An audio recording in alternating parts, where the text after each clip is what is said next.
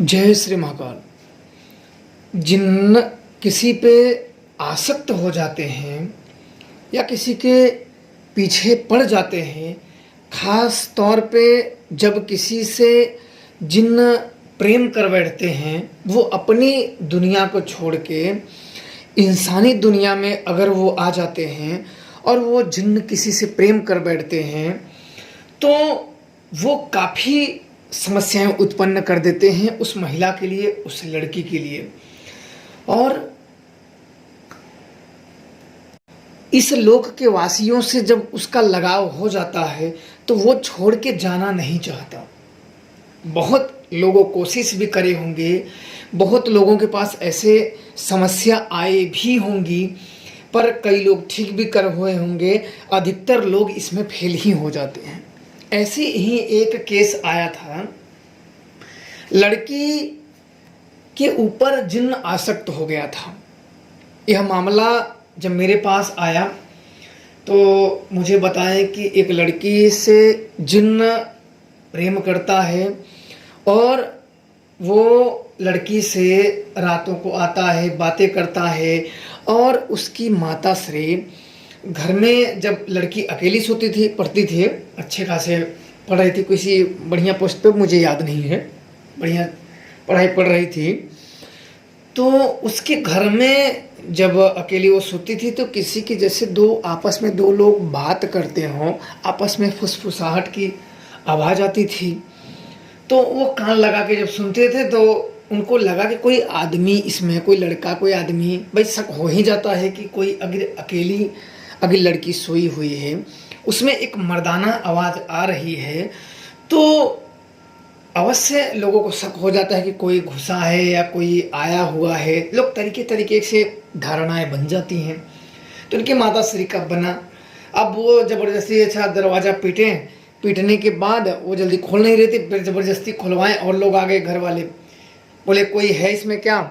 तो बोले नहीं कोई नहीं है, मैं अकेली हूँ। फिर भी ज़बरदस्ती खुलवाएं, सब नीचे ऊपर अलंग पलंग सब ढूंढ डाले, कोई नहीं दिखा।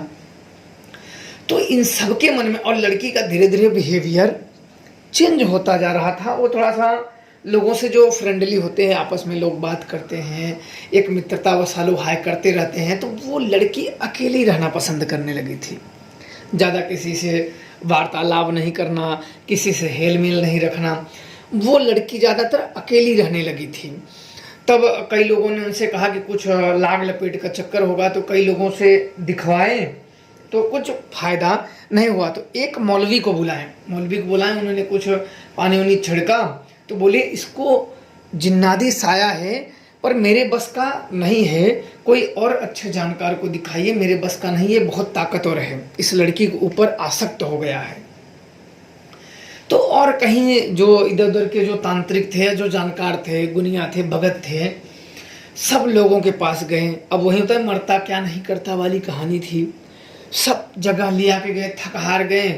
अब उस लड़की का धीरे धीरे शरीर भी अब कमज़ोर होने लगी, अब धीरे धीरे स्कूल जाती नहीं जाती, अब बड़ी परेशान हो गई। तो उन्हीं के एक जानकार मुझे जानते थे।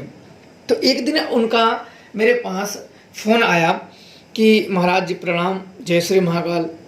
तो मैंने 3 दिन के बाद रिप्लाई दिया, जय श्री महाकाल। बोले एक काम है।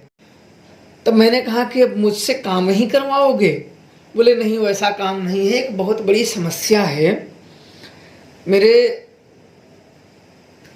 एक लड़की है एक जन की, वो कई जानकारों के पास दिखाए, बोलते हैं कि कोई जिन्नाती बाधा है, वो छोड़ नहीं रहा है, लड़की की शादी नहीं हो पा रही है उस कारण से। तो मैंने बोला उस कारण से क्यों नहीं हो पा रही? बोले कि जब भी कोई गुनिया जानकार आता है तो वो लड़की उसके ऊपर सवारी आ जाती है और कपूर सपूर जो जलाने वाला है उसको, और उस जानकार को भी पिटाई कर देती है। अब मैंने सारा वृतांत इनसे भी सुना। अब सुनने के बाद मैंने कहा कि मैं नहीं देखने वाला। मैंने पहले ही मना कर दिया, बिना जांचे ही। मैंने बोला नहीं, मुझे नहीं देखना है, ये जिन्नाती मामला है, प्रेम का मामला है, मुझे नहीं देखना है। इतना कह के मैंने फ़ोन को बात बंद कर दिया। अब 2 दिन के बाद लड़की की माता और पिता बड़े रिक्वेस्ट करने लगे, फिर फ़ोन लगाया, बड़े उसकी माता रोने लगी, बाप भी रोने लगे कि हमारी लड़की हमारे आँख के सामने मर रही है, हम लोग कुछ कर नहीं पा रहे हैं, आप मेरे लड़की को प्लीज़ बचा दीजिए। ऐसे बहुत तरीके से बिल्कुल होते नहीं कि माता पिता के सामने अगर लड़का लड़की का इस प्रकार से हालत हो जाए तो मन बड़ा द्रवित हो जाता है, दुखी हो जाता है। तो हालांकि पहले तो मेरा मन नहीं था करने का, उसमें हाथ लगाने का ही नहीं था, लेकिन काफ़ी इन लोगों ने कहने के बाद मेरा मन ये हुआ कि नहीं चलो अच्छा देखते हैं क्या बात है। बोले आप एक बार देख लीजिए। तो बहुत इन सब के कहने के बाद 3 दिन पीछे लगे रहे। 3 दिन पीछे लगने के बाद तब मेरी इच्छा हुई कि नहीं चलो अच्छा कर ही देते, इंसानियत के नाते बचा देते हैं, देखते हैं क्या माजरा है और कैसे इसे पकड़ा। आखिर जिन्न ऐसे आसक्त नहीं होते, या तो किसी के द्वारा लगाए जाए या तो कोई ऐसी वस्तु है जिसपे वो आसक्त होके आ जाए। जिन्न ऐसे नहीं कि आप घर में रहो और जिन्न आ गया अब आपको पकड़ लिया, ऐसे जिन्न नहीं पकड़ते हैं। तो मैं बोला ठीक है। अब यहाँ से मैंने बोला ठीक है पूजा मेरे को भेज दो, पूजा भेज दो, मैं कल क्रिया करूँगा और देख लेता हूँ क्या माजरा है। बोले ठीक है महाराज जी, कितना लगेगा? तो मैंने उन्हें बताया। अब बताने के बाद उन्होंने सारी अच्छा पूजा की पैसे मुझे भेज दिए। अब मैंने उस दिन मैंने सारी सामग्री मंगा ली बाज़ार से सारी सामग्री मंगा ली थी। कुछ नहीं मिल रहा था तो मैं खुद गया तो दूसरे बड़े बाज़ार में वहाँ से सारी सामग्री लेके आया। और मुझे अब शाम को उस लड़की का मैंने नाम और फोटो, अभी तक मैंने उस लड़की को देखा नहीं था, नाम और फोटो मैंने मंगा लिया था। मंगाने के बाद अपने स्थान पे बैठने के बाद मैंने थोड़ा सा हवन किया, माता शमशान काली के हवन किए और देवताओं के मंत्र जपे। मंत्र जपने के बाद मैंने एक शक्ति को हाजिर किया। मुझे जानना था कि आखिर माजरा क्या है। एक शक्ति को मैंने हाजिर किया और उसे उस लड़की के पास भेजा जानकारी लाने के लिए कि आखिर माजरा क्या है, क्या समस्याएं हैं सही में जो है। क्योंकि जब तक हम नहीं देखेंगे तो ऐसे लोगों के कहीं सुनी बातों पे नहीं चलेंगे ना, क्योंकि हम अपने स्तर से जांचेंगे, अपने स्तर से देखेंगे कि क्या माजरा है, कैसे आया है, क्या है। तो मैंने उस शक्ति को भेज के मैं बैठा रहा। बैठने के बाद लगभग 20 मिनट के बाद वो शक्ति आई और जो बताई उससे मैं भी बहुत चक्का ही रह गया। उसने जो बताई उसने मुझे बताना शुरू किया तो मैंने फिर सारी सामग्री उसको प्रणाम किया, भोग अर्पण किया, उसने भोग स्वीकार किया और वो फिर चली गई। मैं भी उठा और उठने के बाद सो गया, हाथ पैर धोया, पानी वानी पिया, फिर मैं सो गया। सोने के बाद सुबह उठा, मैंने फ़ोन लगाया तो यहाँ से वो क्रिया नहीं हो पा रही थी। मैंने कहा कि मुझे वही आना। मैं सोचा कि वो लड़की बेचारी है और उसकी उम्र 20-21 वर्ष थी, ज़्यादा कोई उम्र नहीं थी, अभी पढ़ ही रही थी और पढ़ाई उस कारण से पढ़ाई भी उसकी बंद हो गई थी। तो मेरी इच्छा हुई कि नहीं इसका जीवन बचा देते हैं। तो मैंने कहा कि मुझे इस दिन मुझे आना पड़ेगा। तो बोले ठीक है, फटाफट तैयार हो गए। तो एक समय दे दिया गया, उस दिन हम आएंगे। तो सब तैयार रहे।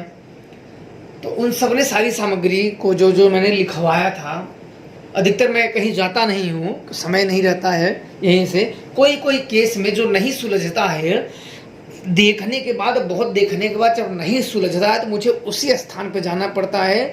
अगर कोई प्रतिबाधा जो कील देते हैं, कोई अन्य बाधा हो तो वहाँ उसका कुछ ऐसे निदान कर देते हैं, परमानेंट उसका निदान कर देते हैं। अब मुझे जाना था वहाँ, क्योंकि यहाँ से वो चीज़ें हो नहीं सकती थी। अब मैं वहाँ गया। अब मुझे जो शक्तियों ने बताया था, उसने बताया कि ये औरत स्कूल में कहीं घुमाने के लिए नहीं जाते हैं। आप जैसे पढ़ते हो तो कहीं बस जाती है, तो कहीं घूमने के लिए, कहीं जाने के लिए वो बस वाले लेके जाते हैं।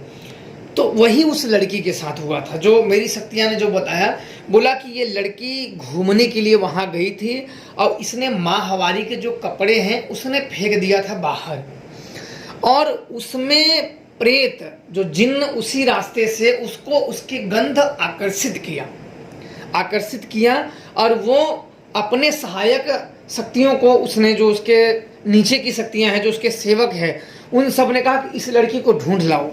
और उस लड़की को उसने ढूंढा और तब उस लड़की से प्रेम करने लगा। अब कारण ये था कि उसने अपने माहवारी के कपड़े फेंक दिए थे और उस कारण से वो जिन्न उसके ऊपर आसक्त हो गया था।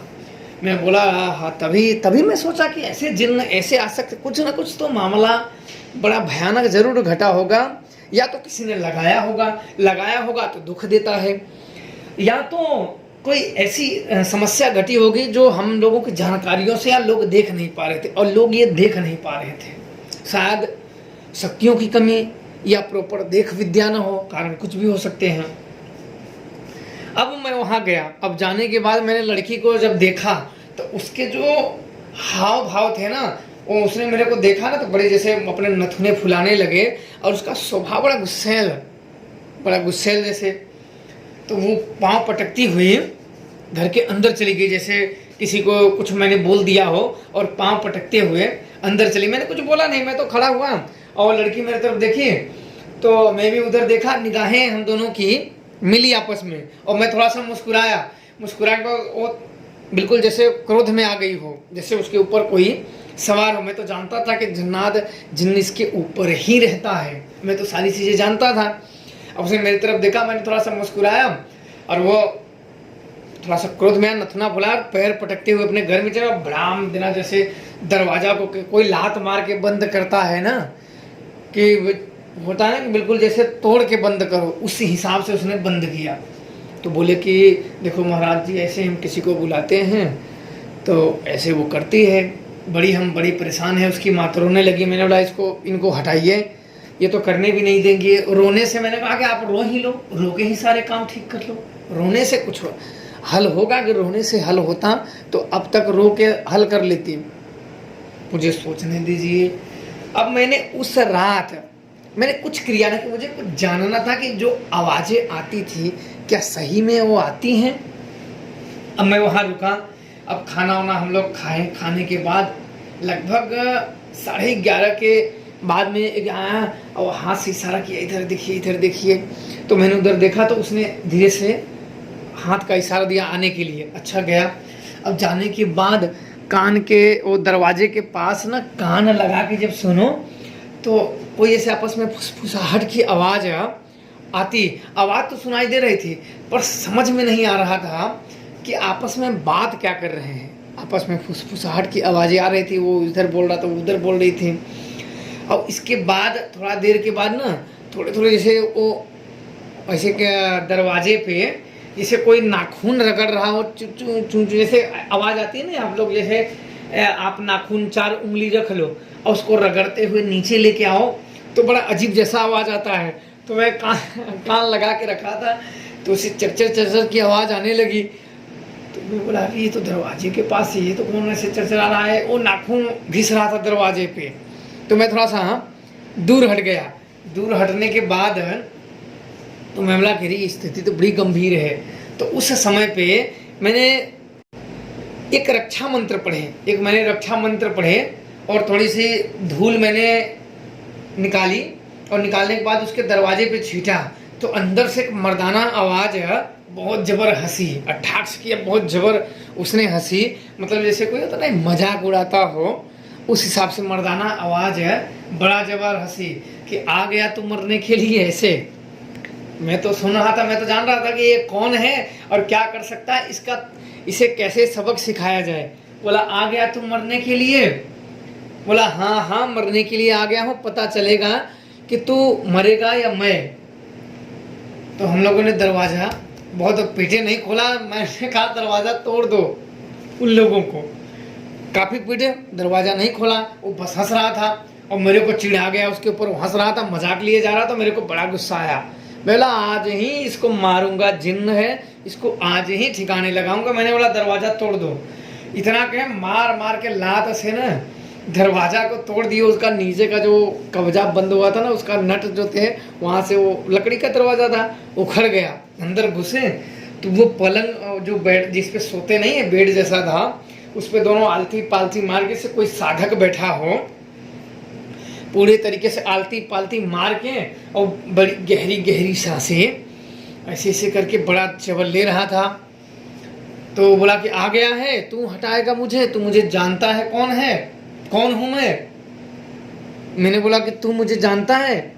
बोला मैं मार दूंगा, इसे मार के अपने साथ लेके जाऊंगा, ये मेरी बेगम है। मतलब उन लोगों ने शादी भी कर डाला था, बोला ये मेरी बेगम है।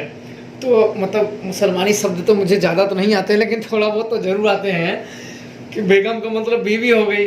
तो मैंने कहा अच्छा कैसे, तुम्हारा और इसका मेल कैसे, तुम्हारा और इसका मेल कैसे? तुम जिन्न हो, ये इंसान है, तुम्हारा और इसका मेल कैसे? बोला मेल है ना, मैं मेल करता हूँ ना इसलिए मेल है। बोला नहीं ये मेल नहीं, ये बेमेल है, तुम अब जबरदस्ती कर रहे हो। बोला जबरदस्ती नहीं, मैं इससे प्रेम करता हूँ। उसी पे हम लोगों की वो बैठे बैठे हूँ, मैं इधर खड़े खड़े हूँ, मतलब बात इधर उधर में आपस में चलने लगे थे। मेरी बात वो मानने के लिए तैयार नहीं, उसकी बात मैं मानने के लिए तैयार नहीं। आपस में जब कहते नहीं कि एक दूसरे की बात जब मैच ना खाए ना, क्योंकि देखो सामने वाले की बात जब मुझे समझ से बाहर है तो नहीं मानूंगा, और मेरी बात उसे माने नहीं तो वो नहीं मानेगा, तो अंतिम होता है कि फिर युद्ध का ही मामला। तो इसके बाद हमने उठाया और शमशान काली के एक पीले सरसों लिए और शमशान काली के मैंने मंत्र पढ़े और फूंक मारी और उसी के ऊपर फेंक दिया। और सरसों उसके ऊपर गिरते ही बड़ा जबरदस्त से उछले, वो लड़की उछली और गिर गई, बेड के नीचे गिर गई और बेचैत हो गई, बेचैत हो गई। तो उसकी माँ थी, क्योंकि दरवाज़ा खुला ही था, तो उसकी माँ बड़ा रोने लगी कि कहीं मेरी लड़की तो चल तो नहीं बसी, तो बड़ा जबर रोने लगी। तो मुझे तो उसके ऊपर गुस्सा, मैंने बोला इस औरत को बाहर हटाइए, इसको तुरंत अभी हटाइए, ये आए ना तो मैं चला जाऊंगा, ये रोना धोना यहाँ मत करिए, नाटक वाला काम इधर मत करिए, भाग जाइए यहाँ से, इसको हटाओ यहाँ से। अब उस समय वो हो रहा है, अब ये रो रो के कमज़ोर करने के लिए आंसू बहा बहा के, और मुझे मालूम था कि जिन्न अपने साथियों को लेने गया है, क्योंकि मैं ऐसी चीज़ों से कई बार निपट चुका हूँ, इसलिए मैं जानता हूँ ये इतनी आसानी से पीछा नहीं छोड़ने वाले होते हैं। मैं जानता था कि ये कहीं न किसी को लेने गया है। अब कुछ देर के बाद फिर लड़की फिर बड़ी जबर रोने लगी, रोते रोते रोते मुझे बचा लो, मुझे बचा लो, बचा लो। फिर वो हंसने लगी, मतलब कई प्रकार की माया वो दिखाने लगी। और इस बार लड़की की आवाज़ थी, तो मुझे लगा कि कोई जनानी है, ये कोई प्रेत जनानी है। मैंने बोला कौन है तुम, कौन है? तो वो कुछ बोली नहीं, वो कुछ बोली नहीं, और फिर वो एक तरफ गिर गई, मतलब वो शरीर में आई और रोई, हंसी और चली गई। तो मैंने अपनी शक्तियों से जब पूछा तो वो इसी की बहन थी, इसी की बहन थी, वो मर गई थी, वो आई थी। बोला अच्छा अच्छा, बहन को छोड़िए। अब जिन, और जिन बगल में ही खड़ा हुआ था, अभी शरीर पे वो चढ़ नहीं रहा था, अभी अपने साथियों को बुला रहा था। थोड़ी देर के बाद फिर हाजिर हुआ, बोला कि मैं इसे मार लेके जाऊंगा, इसे मार दूंगा। और फिर वो क्या हुआ, अपना और लड़की ने रुपट्टा लिया था, रुपट्टा लेके अपने गर्दन में 2 फेरा फंसा के और अपने ही हाथ से तान रही थी मरने के लिए। तब तक मैंने 2 लोगों को कहा कि इसको पकड़ो, इसका रुपट्टा छीन लो, इसका रुपट्टा छीन लो। तो वो तुरंत गए, फटाफट उसके हाथ दोनों पकड़ लिए और उसका रुपट्टा छीन लिए। और मेरे को गुस्सा ही लगा हुआ था, गया लड़की के 2 हाथ है, मैं जानता था कि इससे प्रेम करता है तो इसे पहले 2 हाथ में देता हूँ, इसके बाद क्या करता है।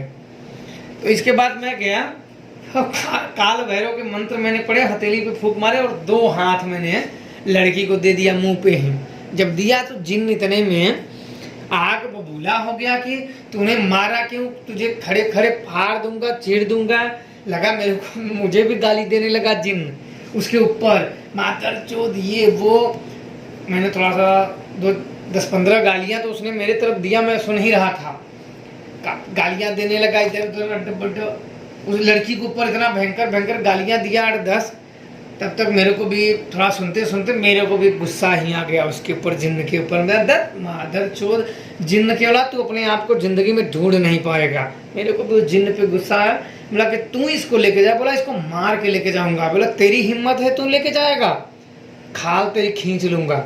तू मरा हुआ है, तू मरा हुआ है, हमसे हम लोग देवताओं को, देवियों को, तेरे को न रहे ना तो तुझे कोई पूछेगा नहीं। तो हम लोग तू मरा भूत है, हम जिंदे हैं, तू क्या करेगा? बोला मैं इसे मार के लेके जाऊंगा। अब मेरे को भी गुस्सा उस पे आ गया, मैंने भी 4-5 उसकी गालियां दी, और वो भी बड़ा एकदम उसके बाल छाल ना, उसके बार बाल नोचने लगा, कपड़ा उसके फाड़ने लगा, कपड़ा फाड़ने लगा बिल्कुल। मैंने भी आवताव नहीं देखा, फिर हिराक्ष का नेत्र बंद किए और उसका आवाहन किया, वो भी आ गया। तुरंत ही आवाहन करते ही आ धमका। जब आ गया वो, तब ये जिन्न उसको देखा ना तो वो डर गया, बिल्कुल एकदम शांत हो गया। बोला अब तेरा बाप आ गया है, अब तेरी कुटाई होगी।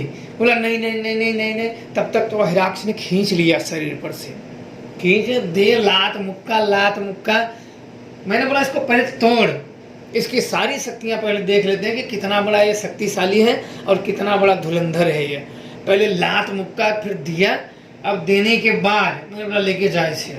फिर लड़की गिरी, कपड़े उसके कई जगह पे फट गए थे, तो उसको ढके ले जाके, साल थी, उनको ढकने के बाद और पहले सोई रही, आधा घंटा सोई रही उसकी माँ। फिर आई, फिर पानी सानी मारे, तो आधा घंटा के बाद फिर होश आया। हम लोग उधर ही बैठे हुए थे, उसने देखा, मुझे देखा तो थोड़ा सा चौंक गई, क्योंकि वो अभी जिन्नादी कसर में थी, तो हम लोगों को पहचाने नहीं। और अचानक में जब सामने देखा एक अनजान चेहरे को, तो जाहिर सी बात है कोई ना कोई भयभीत हो ही जाएगा कि अरे ये कौन आ गया है।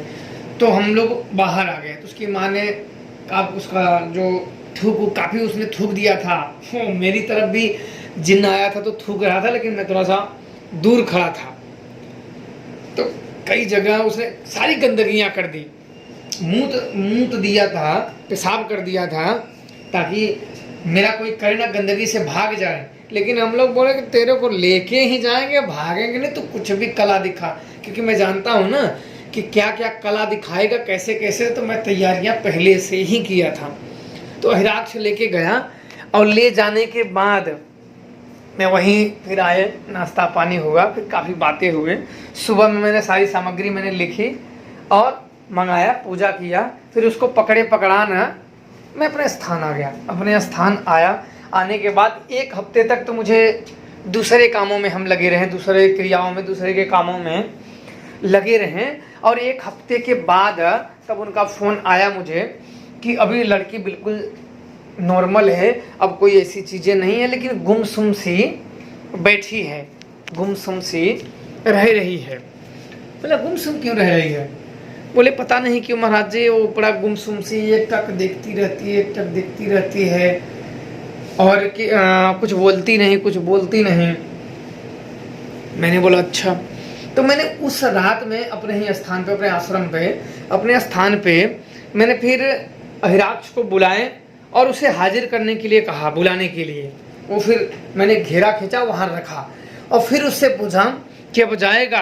तो उसने मुझे, जिन्न ने जो बताया, बोला कि मैं उससे प्रेम करता हूँ और वो भी मुझसे प्रेम करती है, वो भी मुझसे प्रेम करती है, और तुम दो प्रेमियों में तुम बाधा बन रहे हो। तो मैंने सोचा कि यार ये तो जिन्न मेरे पास है, तो फिर वो लड़की भी एक तरीके से, वो लड़की भी एक ना प्रेम करते करते आदी हो गई थी और उसी के ख्यालों में खोई हुई थी। तो इसको भी काफ़ी छोड़ा, इसने बहुत गिड़गिड़ाया जिन्न ने कि मुझे छोड़ दो, मुझे छोड़ दो, मैं उसके बिना नहीं रह पाऊंगा, नहीं रह पाऊंगा। बोला नहीं, छोड़ नहीं सकता। मुझे पता था अगर ये छूटा तो वो लड़की को मार देगा, ये लड़की को मार के अपने साथ ही उसकी आत्मा को लेके जाएगा। मैं यह भली भांति जानता था, और इसे कोई ओझा गुनिया भगत बचा नहीं पाएंगे। ओझा गुनिया भगतों की बस की बात नहीं है इनसे लड़ना, इनके बारे में जान भी नहीं पाएंगे, और ओझा गुनिया का उल्टा पिछवाड़ा लाल ये जिन्न ही कर देगा। ये जिन्न बेहद ही शक्तिशाली होते हैं और इल्म के जानकार भी होते हैं। फिर इसे पकड़ने के बाद लगभग उसको 3 महीने लड़की को ठीक होने में लगे थे। फिर धीरे धीरे वो कॉलेज जाने लगी। फिर जिन्न को एक क्रिया करके मैंने इसको एक स्थान दे दिया, जहाँ कोई आता जाता ना हो, वहाँ करके स्थान दे दिया। बोला अब यहाँ से ये जाए ना, उसको कील दिया। मैं जानता था कि ऐसे जिन्न बड़े उपद्रवी होते हैं, और वो मेरे से भी कहा कि मुझे किसी और लड़की के ऊपर भेज दे। मैंने पागल है, मैं ऐसे पाप कभी नहीं कमाता कि इसका भूत उसके ऊपर करना। मैं काम सदैव साफ करता हूँ और मुझे अच्छा भी लगता है। पाप सदैव नहीं कमाने चाहिए। ये करना हो तो मेरे लिए तो बहुत ही आसान है, लेकिन मैं ये सब नहीं करता। मेरा काम है तुझे हटा देना। मैंने अपनी शक्तियों का भोग लिया और तुझे हटा दिया। मैं वहाँ तीसरे काम नहीं करता। आज वो लड़की बिल्कुल सही है, अभी पढ़ाई पढ़ रही है। कोई वो मेरी एक बात हुई थी उसके माता पिता और लड़की से, तो पता नहीं किसी को तैयारी कर रही है लड़की। मतलब अच्छी बात है, करो।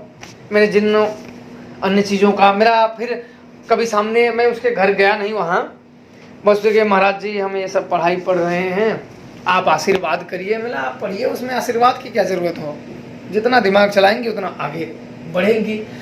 तो आज भी ये जिन्न जिन्नात महिलाओं को, लड़कियों को अपने आहोश में लेते हैं, उनसे कई प्रकार से उलट पुलट कार्य करते रहते हैं। कई उनके जीवन में बाधाएं आती रहती हैं। कोई इनसे अच्छा जानकार मिला तो बच जाता है, और कोई अच्छा जानकार नहीं मिला तो इसी में उनका जीवन समाप्त हो जाता है। बाकी आप लोगों को ये अनुभव कैसा लगा अवश्य आप लोग बताइए। जय श्री महाकाल।